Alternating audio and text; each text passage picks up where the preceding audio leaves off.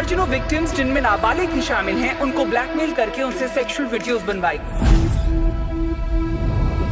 Victims की personal information का इस्तेमाल करके उनसे वीडियोस बनाए गए। चाकू छुरी चलाना बहुत आसान है, कलम चलाना उससे कहीं ज्यादा मुश्किल है। तूने कहा तूने किसी को देखा? हम सच में कुछ नहीं जानते। पागल खाना कोई घूमने की जगह तो नहीं है, मगर कभी कभी राइटर्स या जर्नलिस्ट कुछ सवाल पूछने, कुछ कहानियां जानने वहां चले जाते हैं। ऐसी ही एक कहानी के लिए एक फेमस ब्लॉगर पहुंची institute of human behaviour and allied sciences Delhi में। इस लड़की का नाम था नेहा। नेहा एक साइकोलॉजी स्टूडेंट थी जो ह्यूमन इमोशंस का लेवल समझना चाहती थी, और एक मेंटल असाइलम से बेहतर जगह तो कोई हो ही नहीं सकती। इसलिए इसी के लिए उसने खास परमिशन लेकर पूरा एक दिन यहाँ ऑब्जर्वेशन करने का डिसीजन लिया।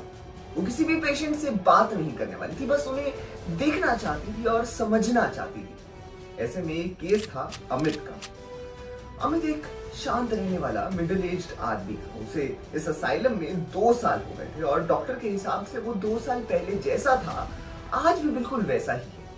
चुपचाप रहना, किसी से बात ना करना, और सबसे बड़ी बात किसी को भी ना देखना, ऐसा था अमित। वो किसी भी एक्टिविटी में पार्ट नहीं लेता था, और ना ही अपने दिल की बात किसी को बताता था।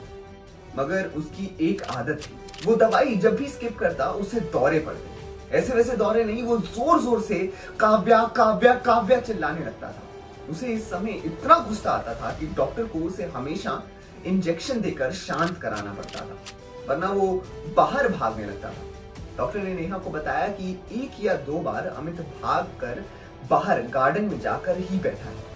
वो चिल्लाने के बाद अचानक से बाहर पड़े हुए झूले पर शांति से बैठा और बात करने लगता था।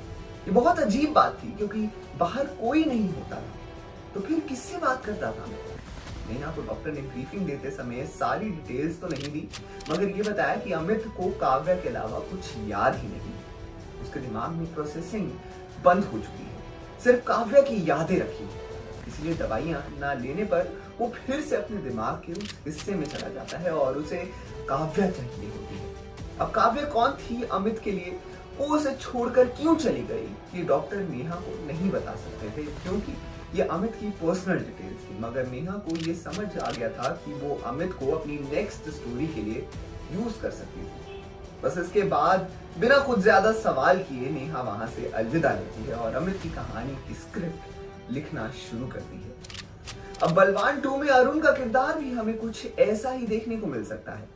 आपके क्या विचार हैं? हमें कमेंट सेक्शन में अपनी राय जरूर बताएं, और देखते रहिए हमारा चैनल पॉलीग्राफ स्टूडियोज।